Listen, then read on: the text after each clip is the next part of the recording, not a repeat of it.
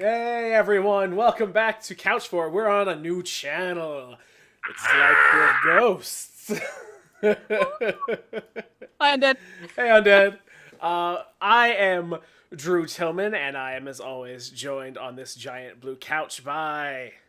Hey, I'm Belinda.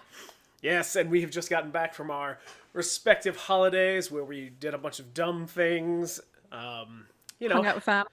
yeah, hung out with family, Yeah. made some questionable choices. Questionable life choices. Yeah, apparently fought a ghost in one person's case. Yep. It was truly spectacular. Hey, spectacular.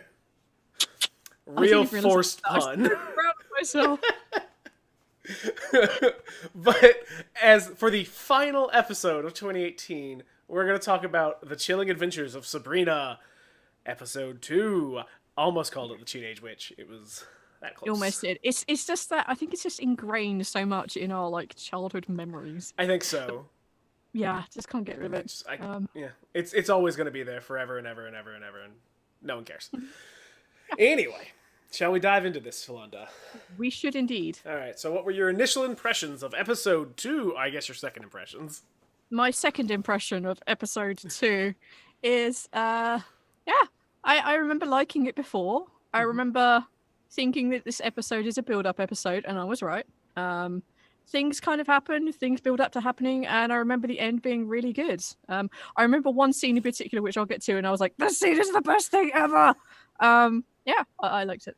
What about you, Drew? I liked it a lot. There were some things, and I was like, wait, what? But I also like that they clearly have written this to just be one long story. There are no real... There's break points, but much like Altered Carbon, it's just and we're going to stop here, and we'll pick right back up at that spot next episode. Yeah, it's very much designed for Netflix. It really... A lot of binging. Yeah. Yeah. No one's going to watch this one episode per week. What kind of idiots do that these days? People who like to torture themselves, apparently, because that's what we're doing. Also, That is what we do. Everyone ignore the noise over here. I gotta fix my mic. There you go. Nobody had a thing. It wasn't pointed to my face, It was a whole mess. Okay, cool. All right. So I guess we should start this. Remind us, Drew, how does the beginning of this episode start? Oh, well, it jumps in right where we left off, as I said seconds ago. So Father Blackwood is sitting in their parlor with his creepy nails and his dumb cravat, and he gives an info dump. That's the best way I can describe it. He basically just... He lore dumps us, Yeah, he's just like, hey, here's some stuff about the witches and the covenants and our religion and blah, blah, blah, blah, blah. But to make it a little less exposition-y, Sabrina asks her questions, so it's a little more broken up rather than just him monologuing for 3 minutes. Yeah. We learn a lot. We learn basically that it's like almost every other religion if you look at it a certain way. Mm-hmm. You just happen to have to put your name in the book of the devil, but it's all free will. It's all about free will. Everything will be fine. Exactly. Their religion is founded on free will, and you can do whatever you want, be who you want. It's all fine and dandy, and no one here is evil. No one here eats people or drinks blood. Oh, wait, we do all of those things. That was literally a thing. She says, I'm not evil. And he stares at her, and then everybody laughs, well, we're not evil. It's yeah, I mean, her aunts are just her aunts. They're just kooky and a little bit weird. Kooky and weird? Yeah. They happen to have magic, They just happen to have magic. And pray Satan all the time. And... I have to say, huge props to whoever it is that's playing Faust, because holy Hannah. Evil adjacent, yeah, exactly. This guy is the most charismatic fucker I've ever seen. He has his hair slicked back, he's wearing basically what would be equivalent of a really old-timey vicar outfit. So kind of the white cravat and the black shirt and coat.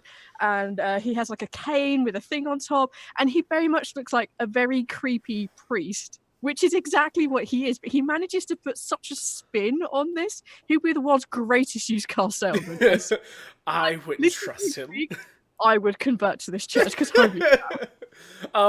but the major takeaway from this is that Father Blackwood says it's all about free will. So at any time, Sabrina, if she signs her name to the book, at any time, if she decides it's not for her, can walk away. No questions asked.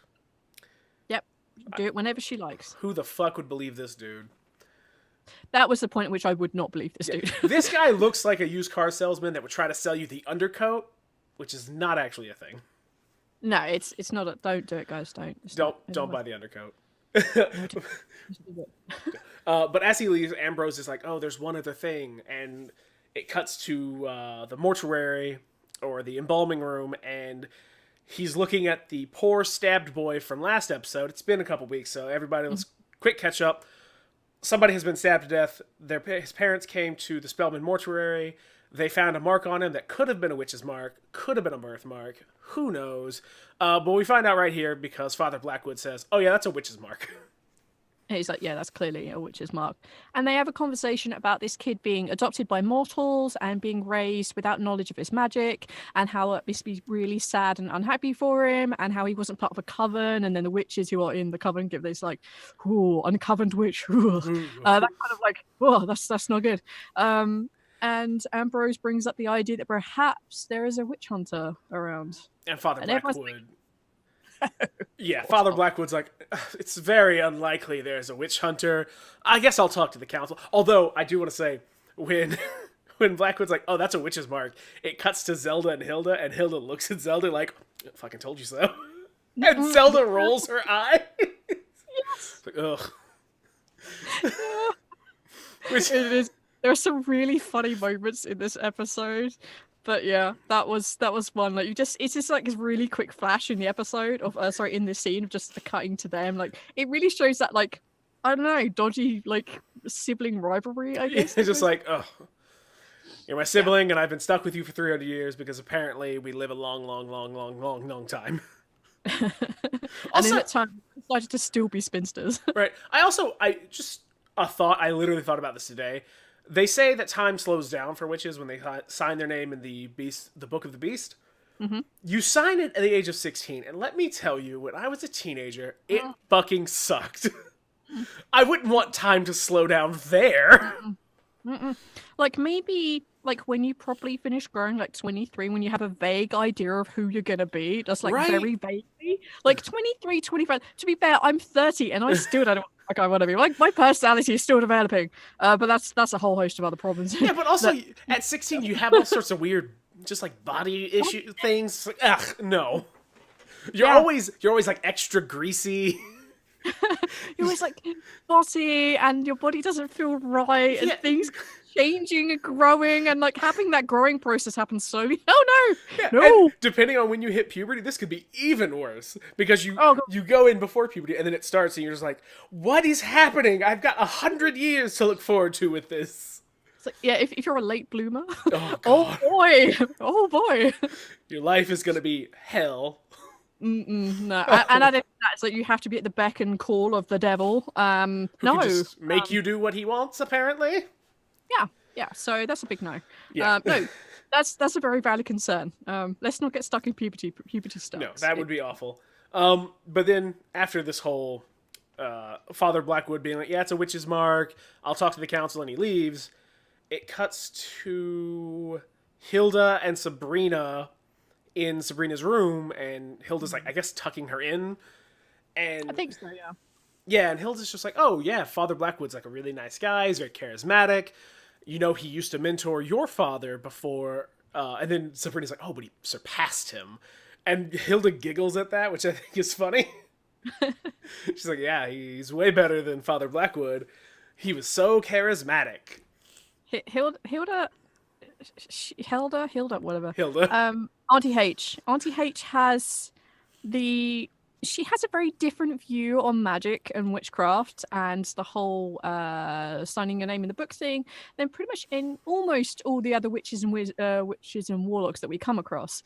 And it's very keen in this like scene when she's talking to Sabrina, because Sabrina asks her about whether she had any doubts. And it was a really interesting parallel here of like back into the day, girls didn't have a choice. You had to sign your name in the book. I'm like, oh boy. Oh, isn't that a symbolic act of something? Yes. Yeah, there are very many parallels here. And the fact that she gives, she tries to give her like her point of view on it. Like she even says like, oh yeah, there are points when I just want to walk out into the field and set fire to the whole fucking thing. Oh well, good night, darling. Which also, yeah, I love that phase because she's like, I just want to burn it all down. Oh, good night, Arya. And then she sings some weird like tuck you in song, like tuck tuck tuckity tuck. This little, oh, you're too old for that. Oh, I think it's like this little piggy or something. Yeah, like that. and then she's like, oh wait, you're too old for that. Yeah. But we see on the ceiling, Aunt Zelda has been hanging there like some sort of spider, and she floats up through the ceiling and appears in a room, and she starts to complain about Hilda and how Hilda's going to be the death of her, and she's going to be the death of Hilda. And Salem is outside the door looking at her, and then he starts to hiss. I think Zelda might be super evil. Maybe there are definitely signs that she is a different breed, a different type of person. Like because everyone else we meet like is either like Father Blackwood and they're really horrible, or the Weird Sisters, or they're like Hilda and Ambrose, and they're just like, it's a thing that's in our life, you know, just like the casual. Like the casual religious person's like, I believe in like, you know, what I believe in, but I don't subscribe to the tenets of everything. That's the feeling I get from those two, and from Zelda, I very much get this is my life. This is everything. Hilda would be the kindly old hedge witch who's just you go to because you got a wart, and she's like, oh, just rub this on it, it'll be fine, don't worry about it, and then she'd give you some tea. Zelda would be an evil stepmother in a Disney movie. Yes, you must go out and bring me a poisoned apple under the light of a falling star. That's like her. It's like, oh god, I got stuck with the wrong one. Uh-oh, wrong movie. But the next morning, Harvey comes by for a visit, which is weird and adorable, and he's just like, oh, I thought we could go bowling on Saturday. If that's a thing that could happen, maybe. And she's Sabrina's like, can I do that? And Hilda's like, yeah, sure. And Zelda's like, maybe we should put it on the back burner. We'll wait and see. Don't get your hopes up. Yeah, the answer's basically no. Yeah, and that's that part of the thing, because then it jumps immediately to them just walking down the road talking about how they have forever and ever and all the time in the world. Teenagers are so goddamn stupid. Apologies to anyone who's a teenager who might be listening, but young teenage love, we adore you, and it's sweet and adorable, but oh boy. Yeah, I think about some of the thoughts I had as a teenager, and I'm like, ooh, cringe. Yeah. Anyway, they have this adorable little walking away scene where they're talking about the future, and Sabrina's basically saying there's a reason she didn't want him to meet her aunts. Yep. It's just this cute little like, they're teenagers in love. It's just one of those little scenes. It's very, very nice. And we get that, and then it immediately jumps to school, where we get that feeling of niceness ruined by 4 jocks complaining about the posters the girls put up for, what is it called? Women's Sectional Creative something alliance. Yes, WICA is what it stands for. Basically, it's a club for girls to help protect each other from assholes. Basically, yeah. Yes, and Susie starts a fight with them because they're being pieces of shit and they deserve it. She gets punched in the face, just clocked. And as Sabrina and Harvey pull up in Harvey's truck, which I want to know where they were walking to, because Harvey had a truck. That house isn't that far from the road. Where were they walking? Why was there a scene of walking? Why would he not drive up to her house? Right. I'm confused. Whatever. Doesn't matter. Anyway, we find out that Susie has been suspended before first period for starting a fight. Which, good on her. Fuck those guys. Yeah, like even though she's been knocked to the ground, even though she decides to finally take a stand. Okay, actually, don't start fights, everybody.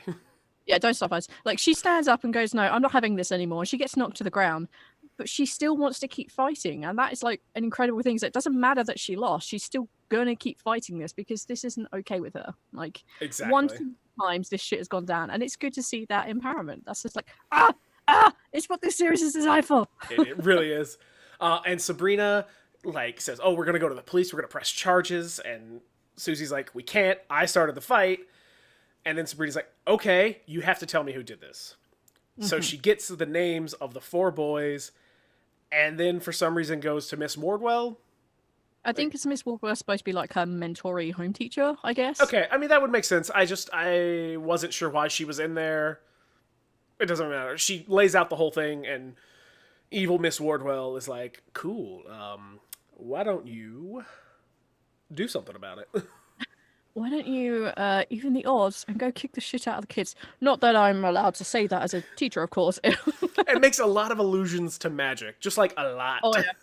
Hellfire. Yes, come Raise fight hell, them. the baddest bitches. It's just. Do you know any? She might as well be like, "Do you know anyone who could cast spells?" Yes. Do you know anyone that rhymes with the word bitch?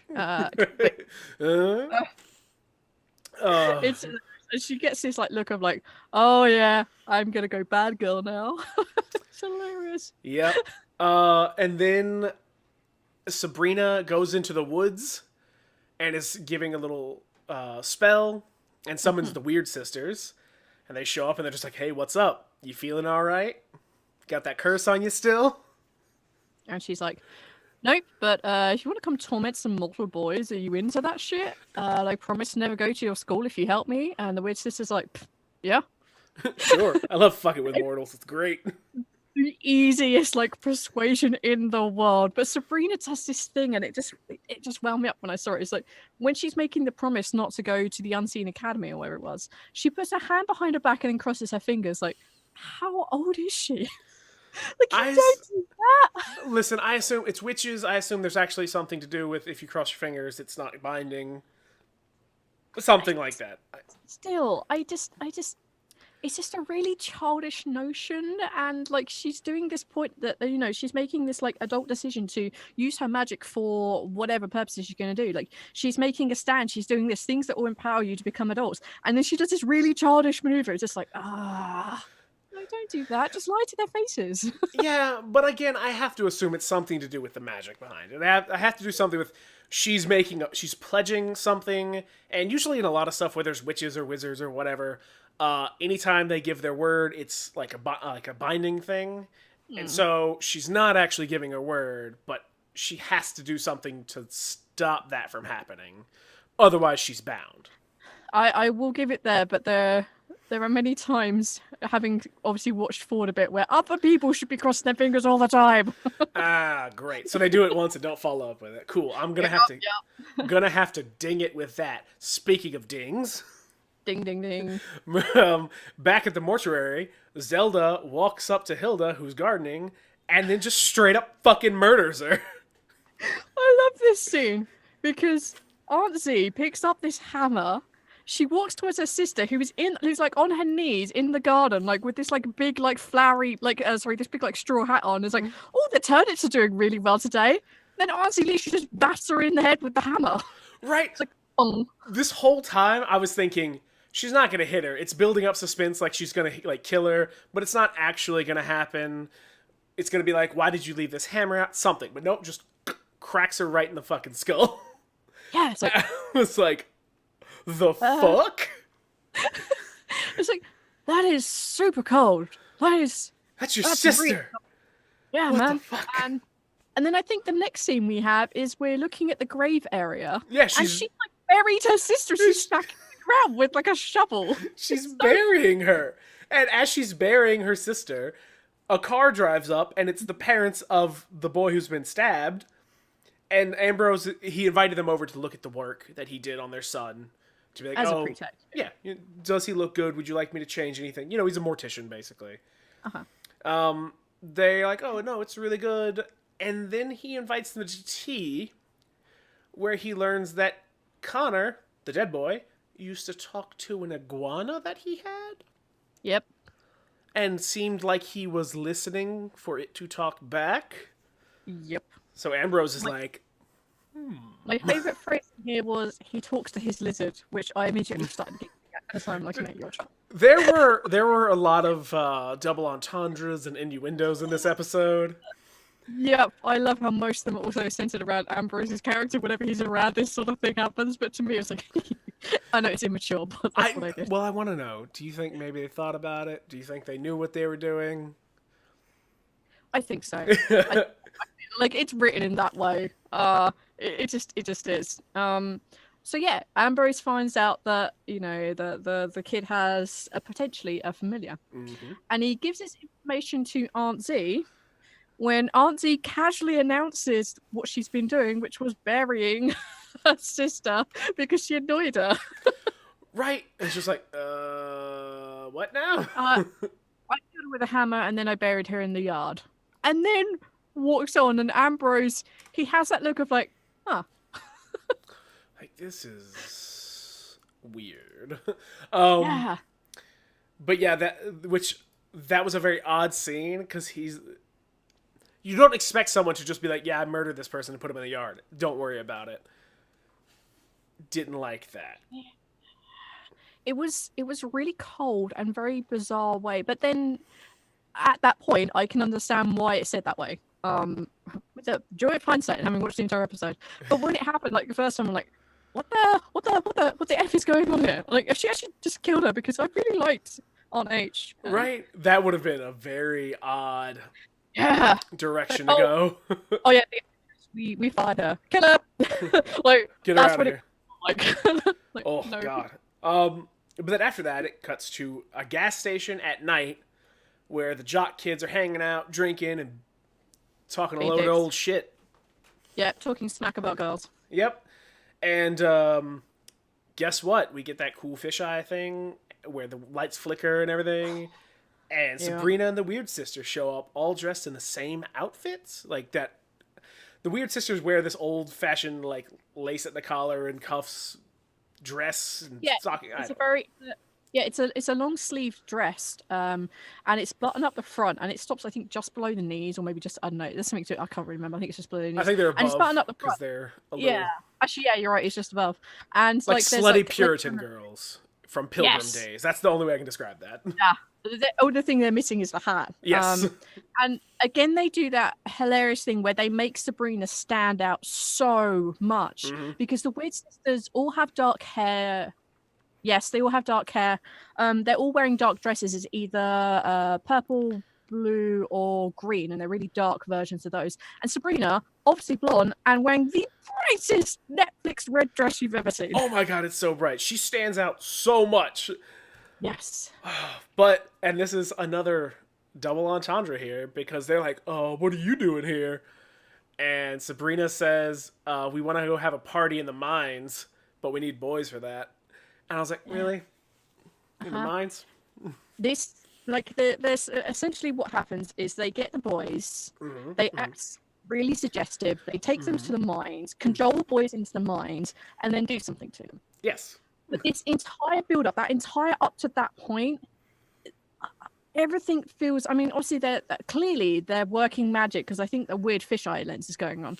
But everything they're saying is really cringy and horrible, and like, well, if you're scared of the dark, maybe yada yada. And like, oh, we'll go play, but it's just that kind of like really obviously stringing them along using very obvious language. It's just like, that's horrible, but I think it was meant to be that way. I think so, but they get into the mines, and what we first see are all the girls take off their dresses, and then the boys take off their clothes, and they start making out, and then the camera spins, and there are the four girls laughing. Well, at least the Weird Sisters are laughing.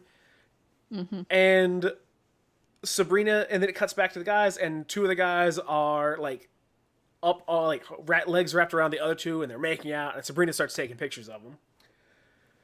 Of course, classic blackmail, I guess.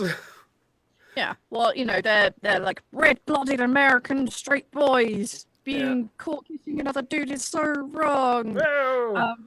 I mean, if you're... No, that's not okay. No, it's not. She has these pictures so that she can use against these people who are clearly assholes. And they're like, what did you do? You have to give us the photos. And then the Weird Sisters, Prudence, the main asshole in that little trio, basically walks forward and says, I'm not done having my fun. snaps her fingers and everything goes dark, and then they terrify the fuck out of these boys. They drop all the lights inside this weird miney thing. There's like flashes coming from the camera, which is like a Polaroid camera. It's I Polaroid guess. camera, and Sabrina, because she can't see, is using it to like see what's going on. Which I did like the little bit, because when Prudence is like, I'm not done having my fun, Sabrina's like, this isn't what we talked about. We can just let him go now. And Prudence is like, oh, this game is called Devil in the Dark. And right before she says dark, Sabrina's like, we can't kill them. And it cuts to the main jock boy's face. He's like, what? And it just lights go out and they start screaming. Yeah, because every time we get these flashes, we see the Weird Sisters, and their faces are basically grotesque, dead versions of themselves. Like the old school zombie makeup. It's kind of much like that, with like missing pieces and stuff. And the boys, as I would too, run the fuck out of the mine. They do, which makes perfect sense. Yeah. Oh. Yeah. And then Sabrina basically dresses down the girls for taking the game too far. And they're just like, well, we don't care. Tormenting boys is hilarious. Why do you care? You lied to us and you're about to come to school. What do you give a fuck? And there's a cage of little birds. And Sabrina's like, what are these? And they're like, oh, we took their boyhoods. Until you release those birds, they won't rise to any occasions. And then Dorcas is just like, a few weeks of impotence might teach them a lesson. Just how it says, like, yeah, they're impotent now. Sorry, whatever. It's interesting. It's very interesting because this is like one of the only time that I feel like a real clash in this in the series is actually this scene. Talking about the boyhoods in the cage, is that a lot of this show is about empowering women and showing us in, like, you know, basically giving us the limelight we've missed for like fucking years and years, and showing us strong, powerful people. We are people. Hello. But then they literally take the gender male, put it in a cage and say, nope, not doing it. Nope. Which is exactly, for many years past, no offense to your gender, has been done the same back to us. So for me, that's like, no, empower everyone, not just... But see, here's the thing. I'm pretty sure the Weird Sisters they're bad. They're not cool. No, so bad, what they're doing is bad. Like, you're not supposed to see this as like, oh, this is okay. It's not okay from anybody. It's not okay to cage anybody for any reason, you know, anything like that. Because Sabrina's like, well, this is wrong. Yeah. But we don't see what happens to the birds yet. I honestly don't remember. Like, overall, I honestly don't remember if the birds have come up again, or if she releases them, or if she doesn't. I honestly don't remember. Or it may have not come up so far. I mean, we'll figure it out eventually, right? Yeah, eventually. Like, someone will say something good past and we're like, oh yeah, that's something with the birds. Like, it'll happen at some point. Yeah. So then it cuts from there to Zelda sitting on the porch smoking a cigarette, and we hear a raspy voice be like, Zelda! Because Hilda's gotten out of the grave and is stumbling towards Zelda, and she's like, you can't just kill me anytime you want. And this is like one of the most interesting bits we see between them, because this really shows Zelda as a very different type of witch, a different type of person to her sister. Her sister is very grounded and is literally at this point covered in dirt. Zelda is up on a small platform, basically, I think, veranda. What do you guys call it? Porch.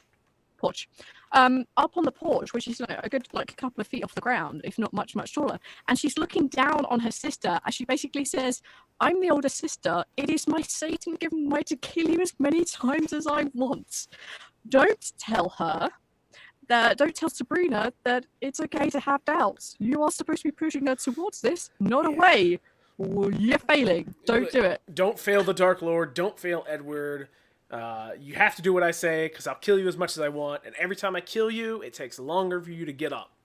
And eventually, you won't. Yeah, but it cuts back behind Zelda, and Sabrina's standing there at the porch, and she can hear this whole thing about how she doesn't have a choice, and she has to sign the book.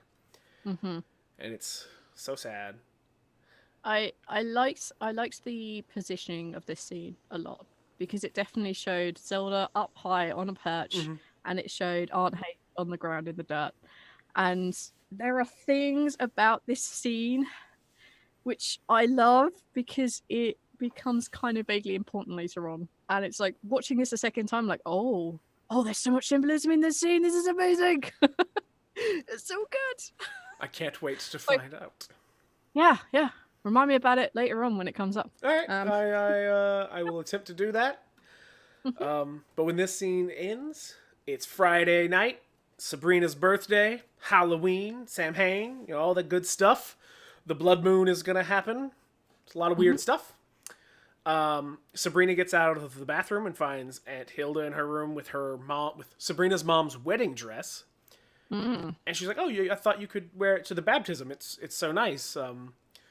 And whatever. It's lovely. And Sabrina's like, "Don't witches have to wear black to their baptism?" And she's like, "Oh, that hasn't been a rule for like a long time." Yeah, it's not been enforced for a while. Don't worry about that. You look pretty in this. It's great. Yeah. And she's like, okay. Even like Sabrina has that kind of like, sure. Like kind of about her. There's some weird symbolism here, and I don't like it. I'm very concerned about what's happening right now. So much symbolism. So we go from this little odd, almost a throwaway scene, one would think, down to the kitchen, I believe. Mm-hmm. Yes, breakfast. down to the kitchen where she's eating breakfast, and Auntie is basically like, "We got to go do a bunch of stuff. I've called the school for you. You're not going in today."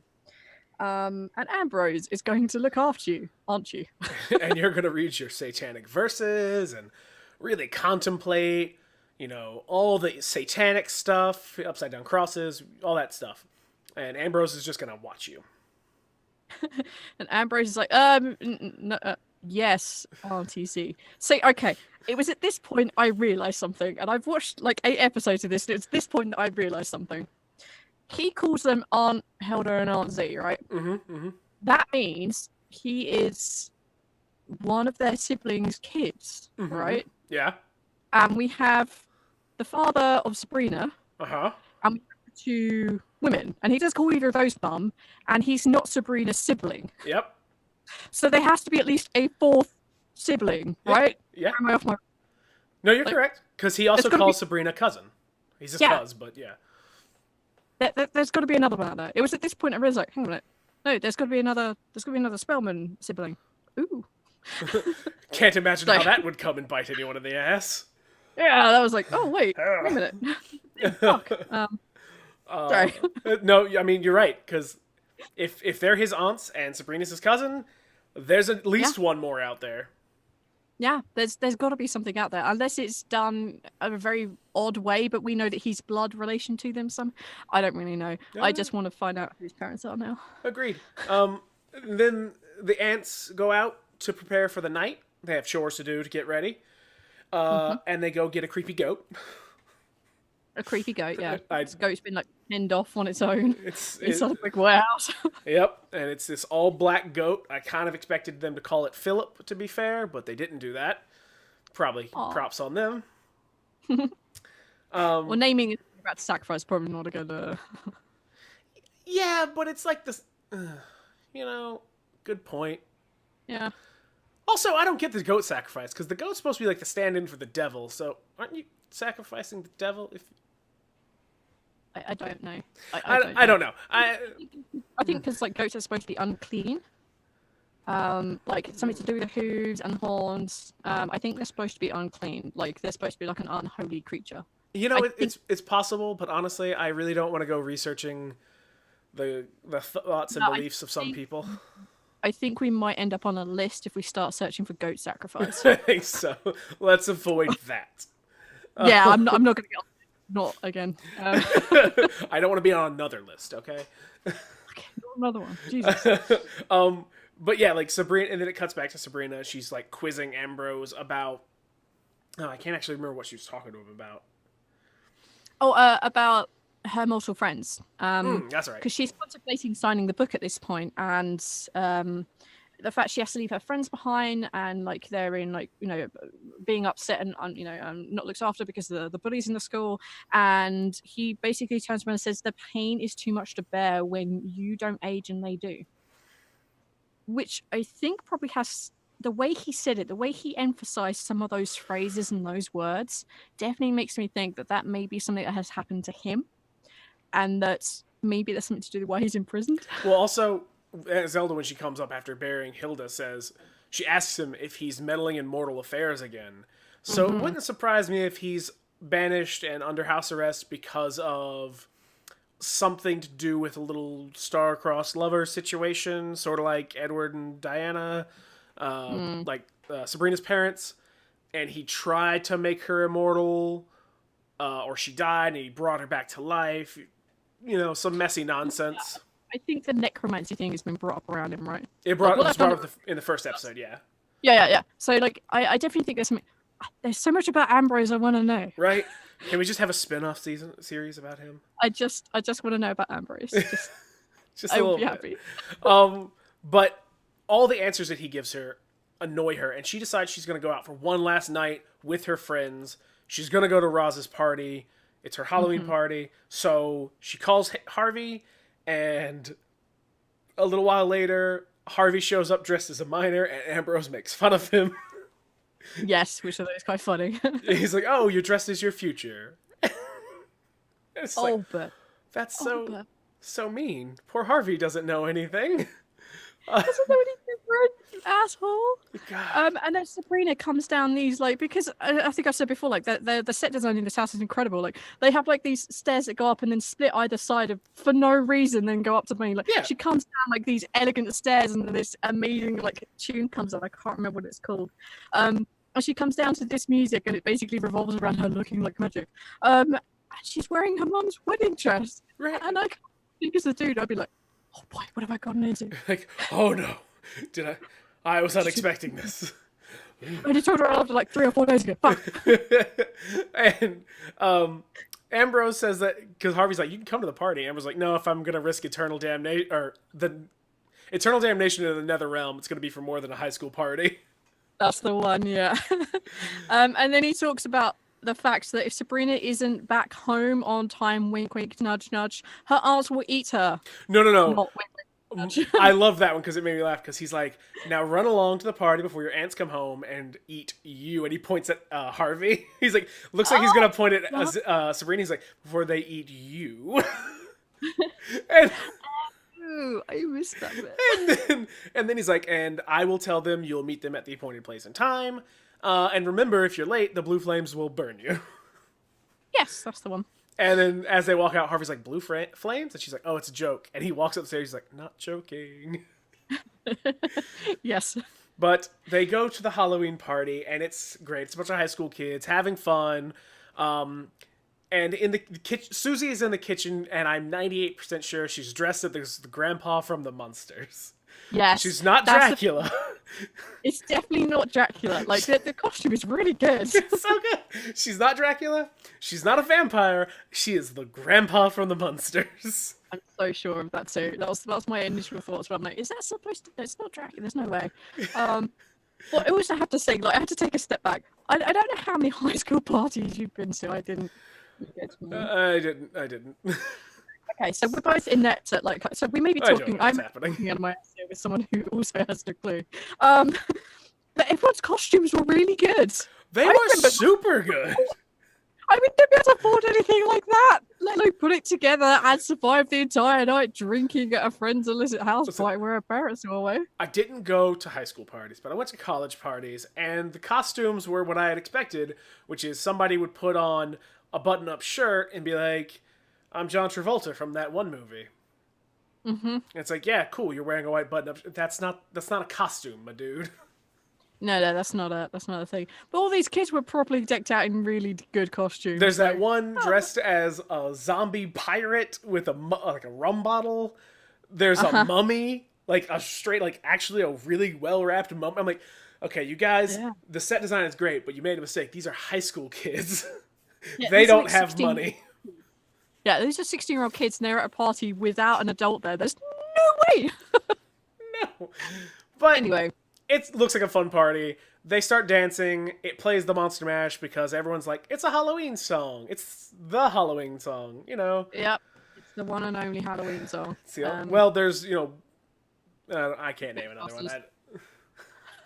Because Ghostbusters, sure. But then they all run outside because the eclipse is starting. And they look at it, and then Sabrina's like, "Oh, I gotta go. Bye."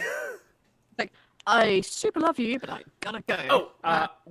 I breezed past it, but they have a cake that said Happy Halloween that then Roz clearly took some icing and just like scrawled out Halloween and wrote Birthday Sabrina. That's the one. Because they weren't expecting Sabrina to be there, and it is her birthday. Yeah, and so they... Which was like really, really nice little things. They put candles on it and everything, and there's the traditional like 16 candles song going off in the background. It was very nice. Yeah, it was genuinely like, this is a mortal happy interaction that's happening here. This is really nice, which is a huge counterpoint to what happens next. So tells Harvey she loves him, refuses his help to get to where she's going, and she runs off into the woods. And again, set design here is beautiful. She runs up to she like looks up at the sky, and I think it's the moon that's red, which is eclipsing. Yeah, the blood moon is eclipsing. Yeah. It's eclipsing, so the moon is red, and you can see the eclipse going on. And she walks through like this part of the forest where all like the vines and all the kind of like branches and leaves and stuff make this perfect little like walkway that's covered. And she comes out the other side, and when she looks up at the blood moon again, it's now a white moon, but the eclipsing area, which was dark when she was on the other side, is now red. And I thought that was so cool. It's just a really small little detail that I really love. I'm like, that's amazing. And then she stands for this like archway of branches, and it sets on fire with blue flames. Of course.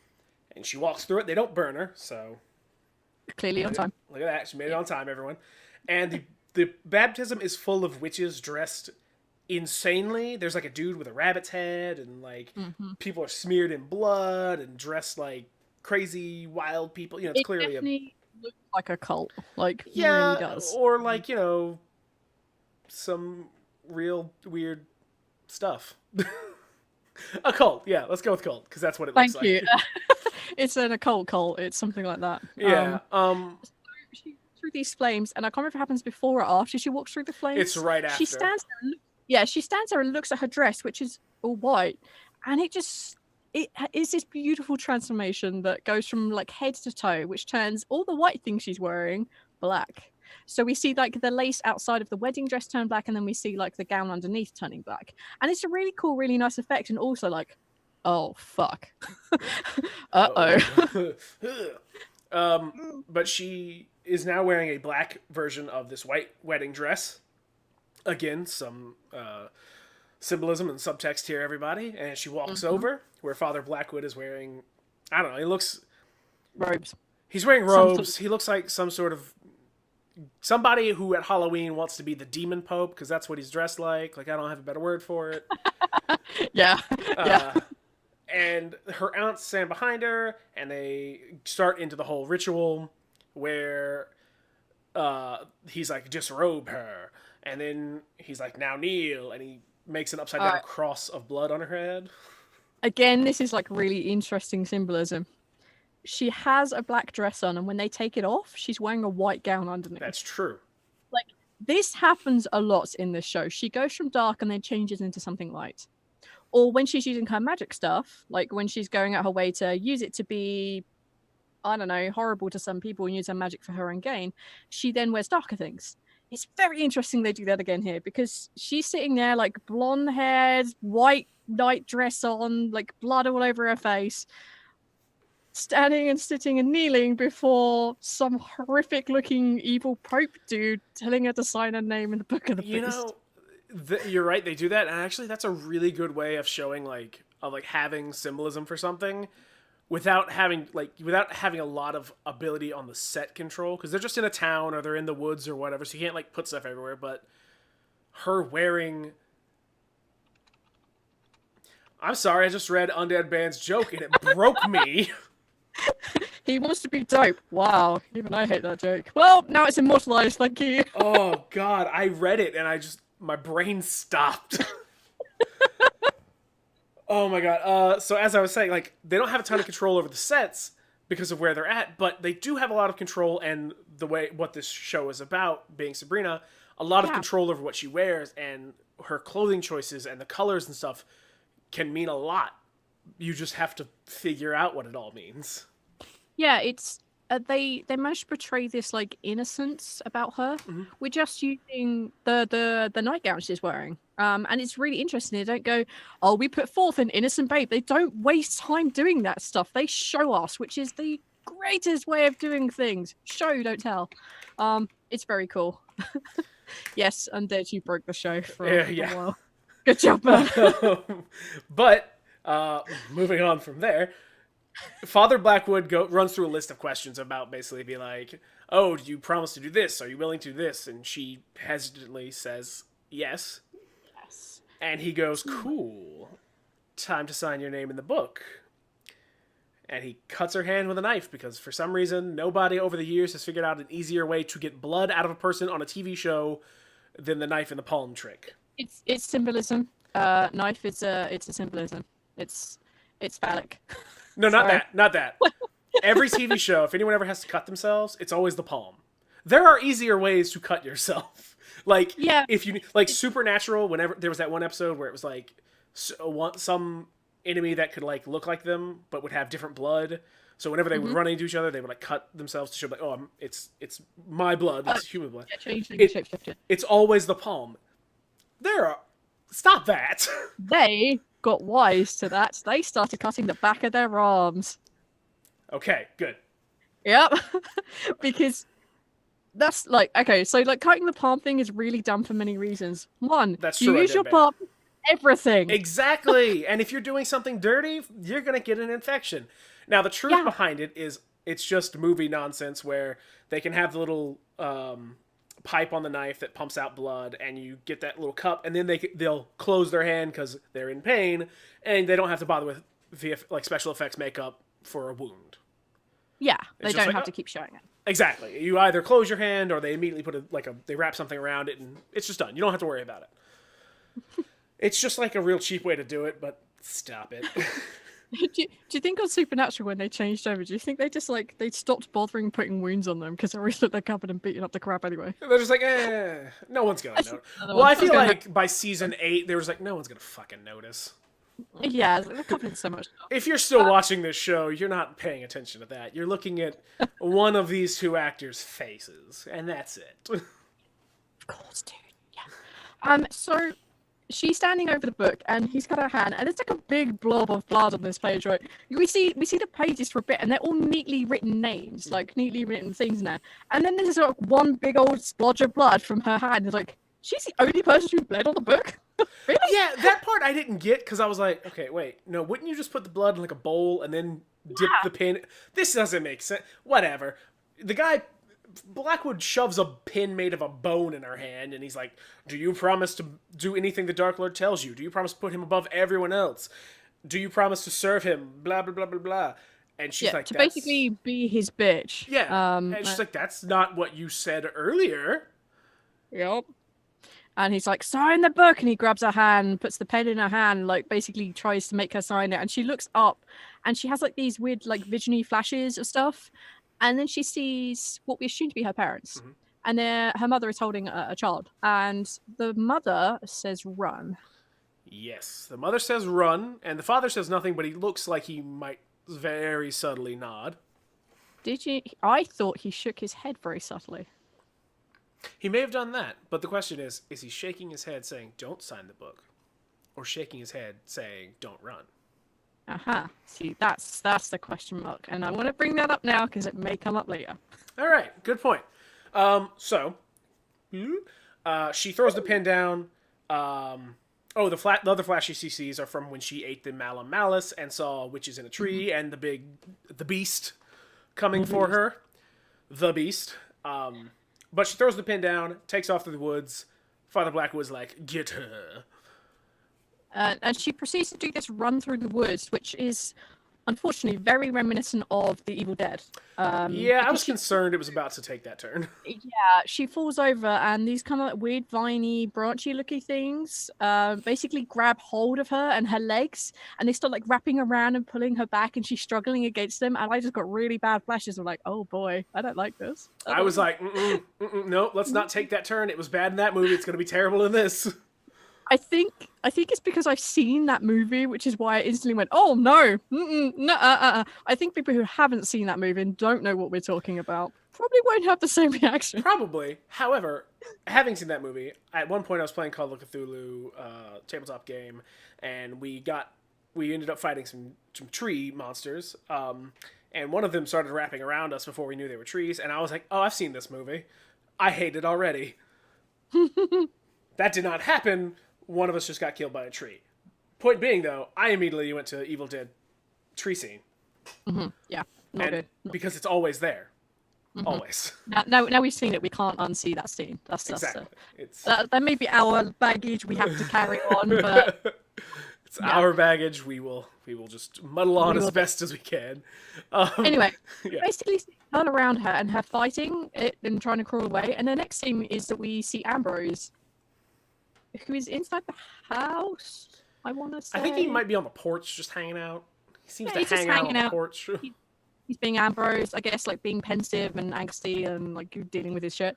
And then he hears Sabrina and he looks over and sees her running towards him, like in this white dress covered in like various blood stains and stuff and like grass stains and stuff. And he's like, "Oh no, you better look behind you." And we see behind her, we see like the opposite of what we'd expect to see, which is like, you know, these witches, like all these horrible. No, it's very much like a village mob coming to turf out the local witch. Is exactly how this looks.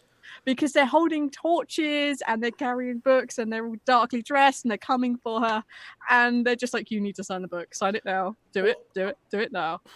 I also like the fact that when Ambrose hears her or sees her, whatever, he runs out towards her, and then when he sees the witches, he stops. Like, he clearly wants to help Sabrina, but also is like, I don't know if I want to tangle with the entire witch council. Yeah, it's like he stops like a couple of paces behind her. Yeah, he's like, and Blackwood's like, "You have to sign the book while the blood moon is still high." And Sabrina gives a nice little speech where she says her name is Sabrina Spellman and she won't sign it away. Mm-hmm.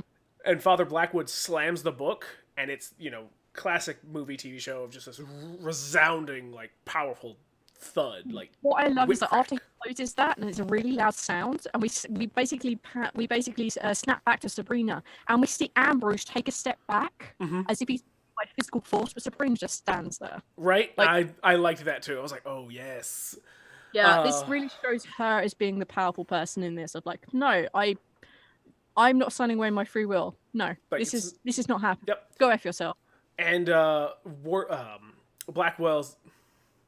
Blackwood, trying to combine names, say the wrong name. Father Blackwood's like, "Get her, ladies," and he and the Weird Sisters start to walk towards her, and Ambrose pulls a lie right out of his ass. I love this moment because he basically, I would assume magic, right? He basically does an effect happens to his voice where it's like big and booming, even though he's not sure of what he's saying. And he basically says, "There's a ring of protection around this house. You cross the line and you'll burn if you're not a spellman." And they're like, "Okay," and leave. We're going to fuck off now. And Sabrina turns to Ambrose and says, "When did you put protection on the house?" And he's like, "I haven't. I guess I better." I guess I'll start now.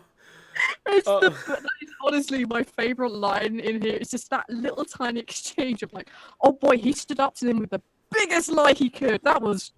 Boy. Yeah. Because what were you going to do if they fucking tested that? You'd be fucked, Ambrose. Yeah, he went for the biggest bluff and it paid off. And I was so happy. It was good.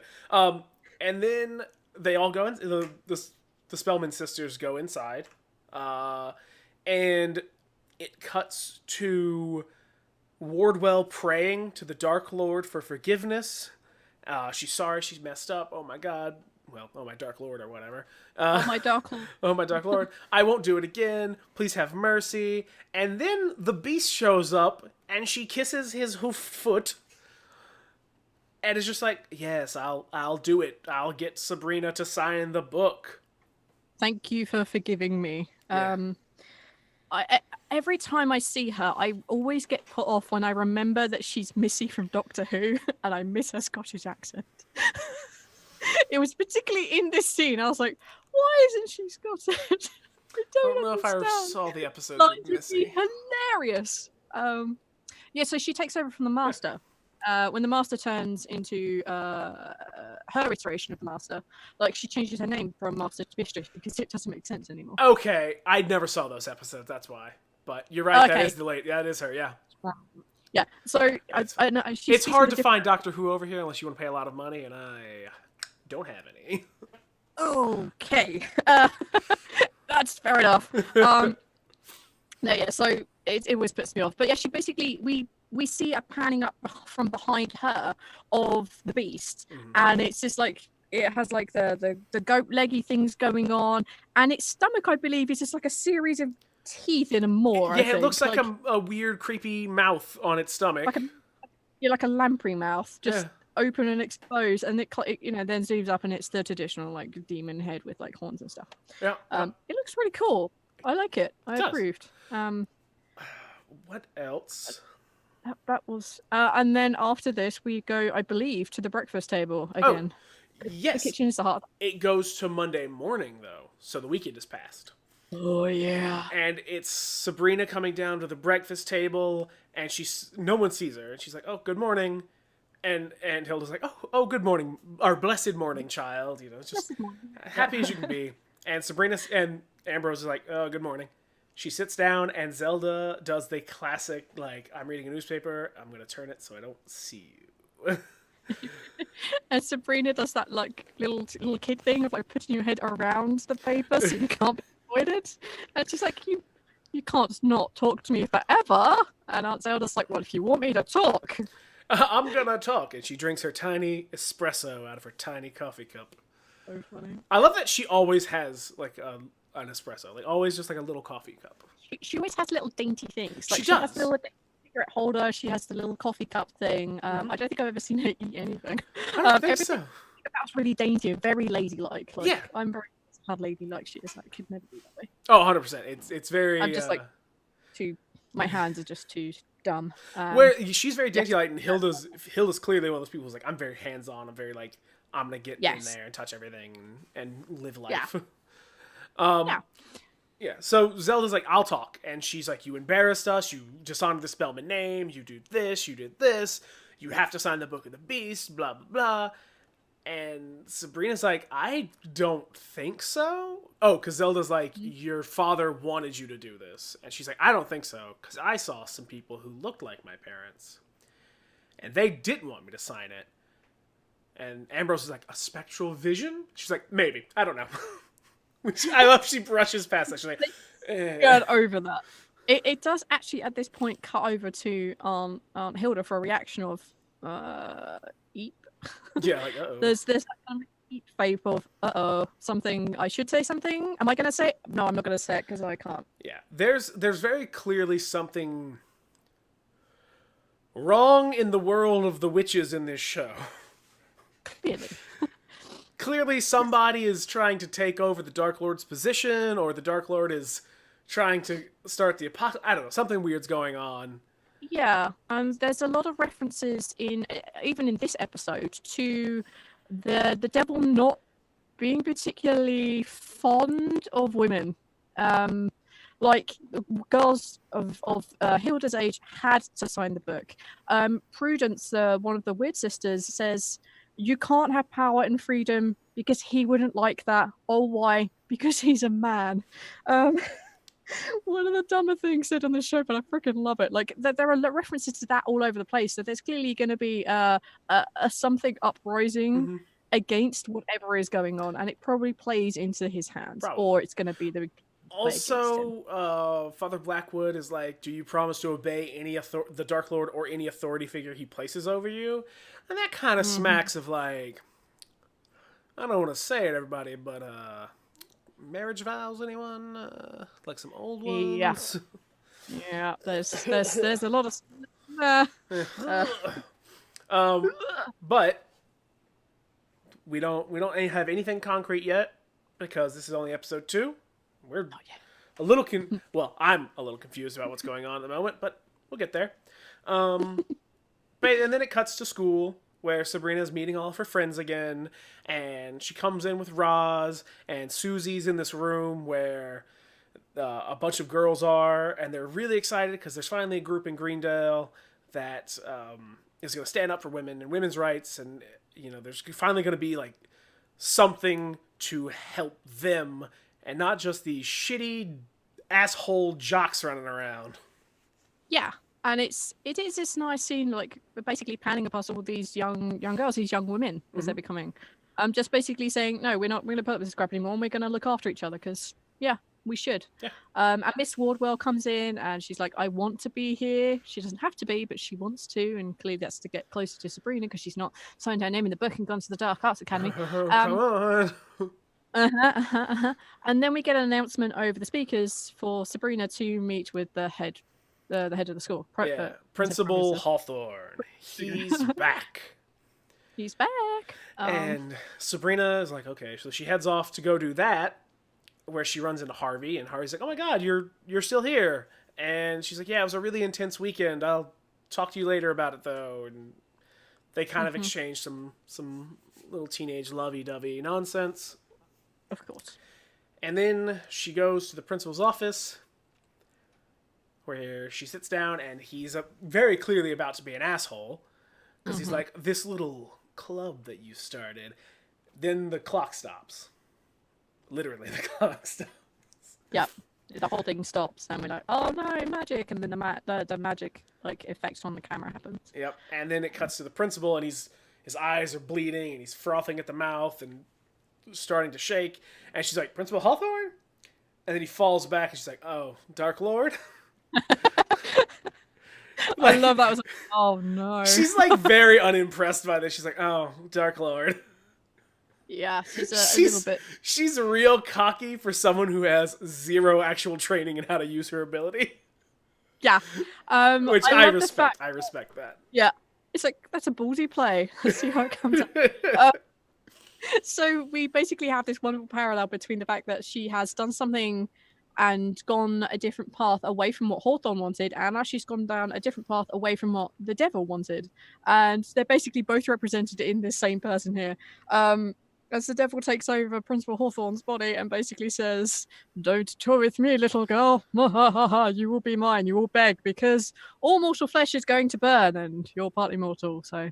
See you in hell, girl. And then we hand to her face, and she's crying. There's like tears running down her face, but she's doing the not sobbing thing. She's strong. Exactly. Yeah. And that's where episode 2 ends. Very abruptly. Very abruptly. Bad stuff has happened. The principal's been possessed by the devil. The devil told Sabrina, hey, guess what? Fuck you. You're going to sign this book, and whatever crazy bullshit is going to happen. And she's like, oh, fuck you. And he's like, I respect your fire, whatever I think it was. Like, he respects the fact she's defiant, but it's not going to hold any more. Like, you just wait. Yeah. That was basically the episode. That's the episode. So, Valanda, let me ask you, what did you think of this episode? How would you rate it? I thought this episode was cool. I liked the weird witchy stuff and the blood moony thing. I thought that was very cool. There was the minor niggles I had with it. I love Ambrose and will continue to love Ambrose. I need to know more about Ambrose. Basically, I would give this... I think I would give this 3.5 broomsticks. Yep. All right, yeah. Nice. Yeah. What about you, Drew? You know, I like the episode. I like the very early stages of what they're setting up. I like the themes that are coming up in this, empowerment for, women at the very least, definitely, but probably for everyone once it gets going, because I don't think Sabrina would stand for this if it was anyone else it was happening to either. Yeah, I think it's definitely going to go along that path at some point, because, yeah.